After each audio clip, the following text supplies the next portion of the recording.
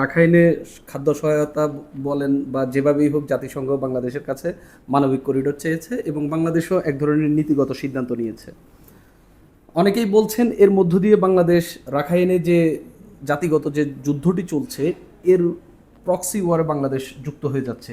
এই করিডোর দিলে বাংলাদেশের কি ক্ষতি হতে পারে, কোনো লাভ কি আছে, আপনি কি দেখতে পাচ্ছেন কিনা? সরকারের এই সিদ্ধান্ত কি বাংলাদেশের সাধারণ জনগণ মেনে নেবে কিনা? আমরা ইতিমধ্যে রাজনৈতিক দলগুলোর বক্তব্য দেখেছি, তারা মানতে নারাজ, কিন্তু সাধারণ জনগণের পালস আপনি কতটা বুঝতে পারছেন? ডক্টর ইউনূসের মানে কোন লাভে তিনি এরকম একটা বিষয়ে নীতিগত সিদ্ধান্ত নিলেন? করিডোর দেওয়ার সিদ্ধান্তটা ভালো কি মন্দ এটা হয়তো পরে বোঝা যাবে। যে কথাটা বলা হচ্ছে, দুটো জিনিস এখানে বলা হচ্ছে। একটা জিনিস বলা হচ্ছে রাখাইন এলাকায় প্রচুর মানবিক বিপর্যয় হচ্ছে, ওখানে আপনার দুর্ভিক্ষ হতে পারে, যে নাকি জাতিসংঘ বলছে। এই দুর্ভিক্ষ হলে সেই দুর্ভিক্ষ পীড়িত লোকগুলো হয়তো বাংলাদেশে আবার সীমান্ত ভেদ করে রোহিঙ্গাদের মতো ঢুকে পড়তে পারে, এই একটা ভয় বাংলাদেশকে দেখানো হচ্ছে। আর দ্বিতীয়ভাবে যে জিনিসটা বলা হচ্ছে যে এটা দেওয়ার মাধ্যমে ওই রাখাইন এলাকায় যে এখন যারা আছে আরাকান ফোর্স, যারা আরাকান আর্মি আছে, তাদের সঙ্গে বাংলাদেশ একটা বার্গেন করতে পারে যে আমরা তোমাদেরকে মানবিক সাহায্যগুলো দিব, বিনিময়ে তোমরা রোহিঙ্গাদেরকে ফেরত দেবে। এই দুটো হলো বাংলাদেশের জন্য পজিটিভ সম্ভাবনার কথা, যা নাকি বাংলাদেশকে শোনানো হচ্ছে অথবা বাংলাদেশের গভর্নমেন্ট সাধারণ মানুষকে শোনাতে চাচ্ছে।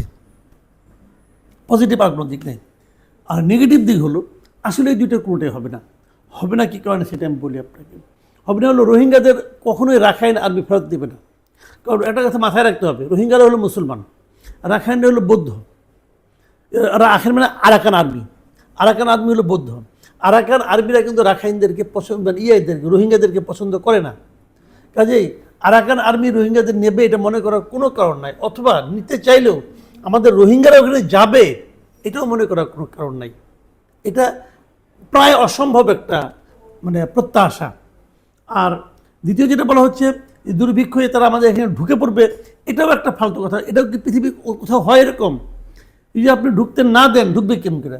গাড়ি জোরে ঢুকবে, পৃথিবীতে কোথাও হয়? হয় না। আগের বার যেটা ঢুকেছিল আমরা ঢুকতে দিয়েছিলাম বলে ঢুকেছিল।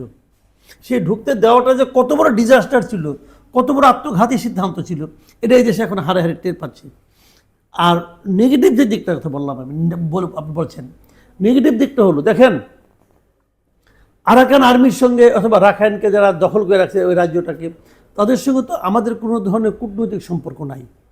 আমাদের এখনো পর্যন্ত কূটনৈতিক সম্পর্ক হলো মিয়ানমারের সঙ্গে।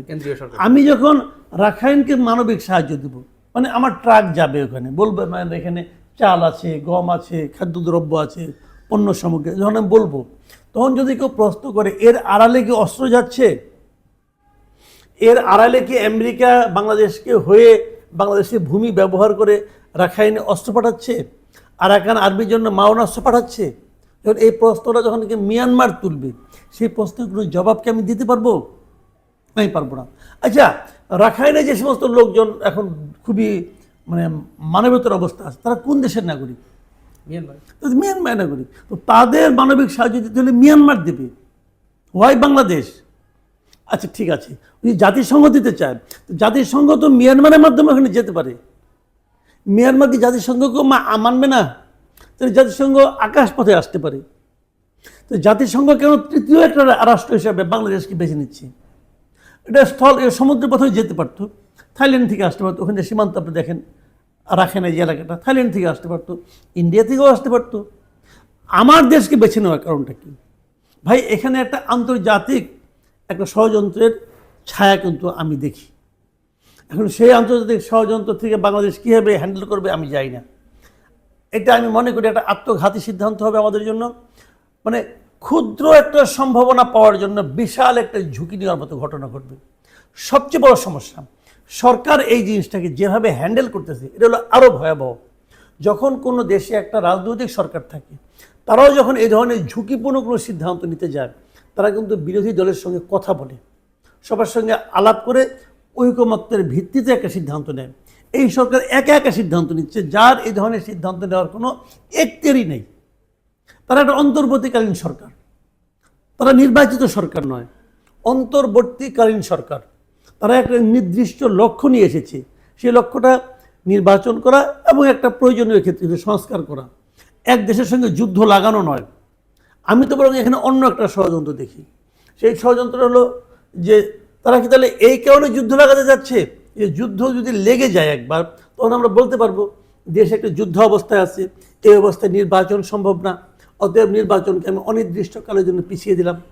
এই ধরনের একটা আশঙ্কাও কিন্তু আমি এখানে দেখি, যে অনির্দিষ্টকালের জন্য নির্বাচনকে পিছিয়ে দেওয়ার জন্য এই ধরনের একটা যুদ্ধ খেলায় এই সরকার হয়তোবা জড়িয়ে পড়ছে, এবং এটা খুবই ভয়ঙ্কর। এটা যদি হয়, এখন পর্যন্ত একটা পলিটিক্যাল পার্টি পাইনি যারা নাকি এই ধরনের নীতিগত সিদ্ধান্ত নিয়েছে বলে যে কথা তৌহিদ হোসেন সাহেব বলেছে, সেই কথা সমর্থন করেছে, একটা পলিটিক্যাল পার্টি আমি পাইনি। তো তারা কি এত মহাজ্ঞানী হয়ে গেলেন?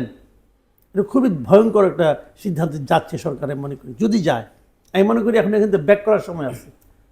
এখানে তো এই যুদ্ধটা তো গত আধা দশক ধরে চলতেছে। ডক্টর মোহাম্মদ ইউনূস মাত্র 9 মাস ক্ষমতায়। গত এই সময়টাতে কি জাতিসংঘ কি ওই সরকারকে, আগের সরকারকে কি চেষ্টা করেনি এই করিডোরটা দেওয়ার জন্য? আবার এমন কি হলো আগে আগে আগে আগে যুদ্ধটা এই পর্যায়ে ছিল না। রাখাইন রাজ্য সবসময় মিয়ানমারের দখলেই ছিল। আরাকান আর্মিটাকে রিসেন্টলি তাদের দখলে নিতে পেরেছে। এই মাত্রায় যুদ্ধটা ছিল না কখনো। তাদের জাতিগত দ্বন্দ্ব আগেও ছিল, তখন এই ধরনের করিডোর নেওয়ার কোনো প্রয়োজন পড়েনি। ডক্টর ইউনূস সম্প্রতি একটা বক্তব্যে বলেছিলেন যে যুদ্ধের প্রস্তুতি না থাকাটা আত্মঘাতী। আসলে কি বাংলাদেশের জন্য যুদ্ধের প্রস্তুতি না থাকাটা কি আত্মঘাতী কিনা, কিংবা এইসব কথা বলে তিনি কি একটা প্ল্যান ওয়াইজ কাজ করছেন? এখানে দুটো জিনিস আমি বলি আপনাকে। আগে একটা কথা বলেছি যে যুদ্ধ একটা লাগাতে চাননি, যাতে নাকি নির্বাচনটা অনির্দিষ্টকালের জন্য পিছিয়ে দেওয়া যায়, এটা কারণ হতে পারে। দ্বিতীয় একটা কারণ হলো অস্ত্র কেনা। উনি বিমান বাহিনীর একটা প্রোগ্রামে এই কথাগুলি বলেছেন। বিমান বাহিনীর অস্ত্র বুঝেন তো, যে সমস্ত অস্ত্র আপনি কিনবেন, যুদ্ধ জাহাজ কিনবেন, 5টা 6টা যুদ্ধ জাহাজ কিনবেন, 10টা যুদ্ধ জাহাজ কিনবেন, যাদের কাছ থেকে কিনবেন, আমেরিকার কাছ থেকে কিনবেন অথবা ফ্রান্সের কাছ থেকে কিনবেন, যার কাছ থেকে কিনেন, এই সমস্ত জাহাজ কেনা বেচা কিন্তু অনেক বড় জিনিস। আসলে এই জাহাজ এই অস্ত্র ব্যবসা যারা করে আমেরিকার, তারাই আসলে দুনিয়াটাকে চালায়। ট্রাম্পকে ক্ষমতায় তারাই আনছে, আবার ট্রাম্প যখন ক্ষমতা থেকে নামাতে হলে তারাই নামাবে। এরাই দুনিয়ার সমস্ত পুঁজিবাদের মূল লক্ষ্য। এই লোকগুলির সঙ্গে যে কোনো কারণে হোক, যে কোনোভাবে হোক, ডক্টর ইউনূসের ভালো সম্পর্ক আছে। এখন তাদের সমর্থন পাওয়ার জন্য ডক্টর ইউনূসই এই অস্ত্র কেনা কোনো একটা সিদ্ধান্তের দিকে যাচ্ছেন কিনা আমি জানি না। তবে এটা যদি হয়, এটা হবে আর একটা অপ্রয়োজনীয় ব্যয়। কারণ আপনি যুদ্ধজাহাজ কয়টা বানাবেন আপনি? আমাদের এখানে যতটুকু আমি জানি এই ধরনের যুদ্ধ বিমানের সংখ্যা মতো 70-80টা মতো আছে, যতটুকু আমি জানি। আপনি কার সঙ্গে যুদ্ধ করবেন এই বিমানগুলি নিয়ে? ইন্ডিয়ার সঙ্গে, যার নাকি কয়েকশো আছে, 400-500-র উপরে তাদের যুদ্ধ বিমান আছে, এবং অত্যাধুনিক রাফায়েল বিমান টিমান তাদের আছে। কাজে তাদের সঙ্গে আপনি যুদ্ধ করার জন্য করতেছেন, ভাই তো 10 মিনিট তো আপনি টিকবেন না, আপনি তো 10 মিনিট টিকবেন না। তাহলে এখানে আমি অস্ত্র বাড়ি আমার লাভটা কি? কেন আমি এই বিনিয়োগটা এখানে কেন করছি? এই ধরনের যুদ্ধের ধরেন আমরা যখন ছোট প্রতিবেশী, আমাদের জন্য সবচেয়ে বড় সামরিক শক্তি হচ্ছে আমাদের জনগণ। জনগণকে যদি আপনি ঐক্যবদ্ধ রাখতে পারেন, তাহলে কিন্তু যত বড় শক্তি হোক না করে জনগণকে প্রদানত করতে পারে না।